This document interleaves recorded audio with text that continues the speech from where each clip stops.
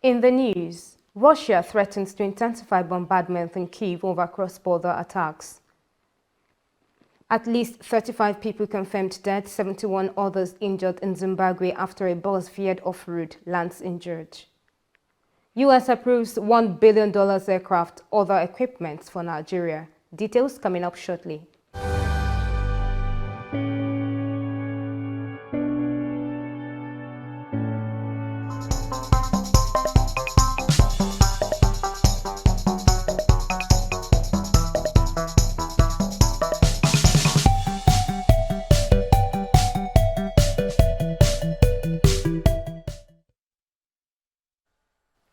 This is TOS Television, your digital-first Pan-African news network. I am Rose Audu, and this is TOS News 360.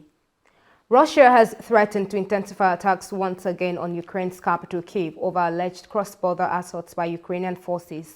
In a daily update issued on Friday, Russia's defense ministry said it would increase the number and scale of missile strikes against targets in the city in response to any terrorist attacks or sabotage on Russian soil. The threats came after Moscow accused Ukrainian troops of launching assaults in Russian border areas on Thursday, a charge Ukraine denied and coincided with reports of powerful explosions being heard in Kyiv early this Friday. Also, Russia's defense ministry has said its warship that was damaged by an explosion on Wednesday has sunk. The flagship of Russia's Black Sea Fleet was being towed to port when stormy seas caused it to sink, according to a ministry message. The 510 crew missile cruiser was a symbol of Russia's military power, leading its naval assault on Ukraine.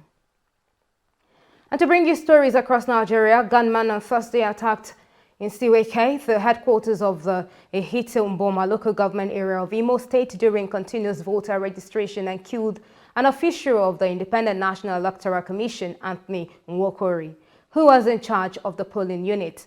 According to a source, the registration was ongoing when gun-wielding men stormed the area and opened fire. They shot one of the INEC officials on the chest and he died on the spot, while others who scampered to safety sustained injuries. The United States government has announced that it approved the sale of attack aircraft and other equipment to Nigeria to be used in its fight against terrorism in the country. This was disclosed in a statement by the U.S. Defense Security Cooperation Agency on Thursday, which said the equipment are to cost Nigeria about $997 million. And Adamawa state government has declared an end to the cholera outbreak in the state after recording 55 deaths during a recent outbreak in the state. The State Commissioner for Health, Isa Abdullahi, who made the declaration in Yola, said the action became necessary since the state is yet to record any case despite heightened surveillance for cholera for several weeks. This is your digital first Pan-African news network, TOS Television. You're watching TOS News 360, Africa, entertainment and sports stories. When we return, to stay with us.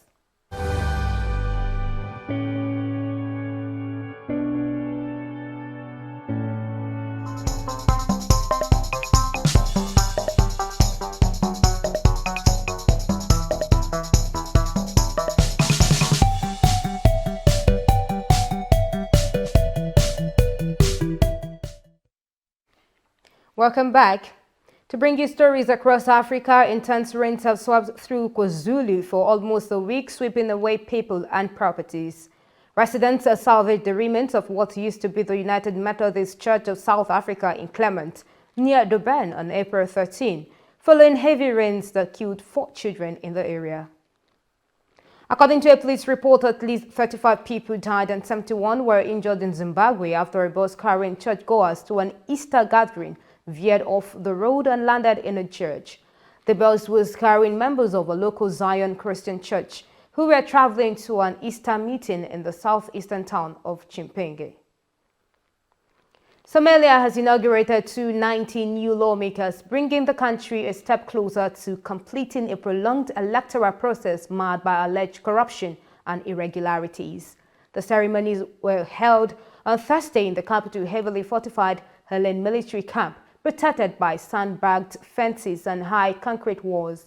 Somali police and African Union troops were deployed to the surrounding areas, putting Mogadishu under lockdown. And a legendary Nigerian highlife musician, Orlando Julius Ekwemode, has died at 79. His death was announced by the managing director of Evergreen Music, Bimbo Echo. According to Echo, his wife reached out to her in the early hours of Friday about his death.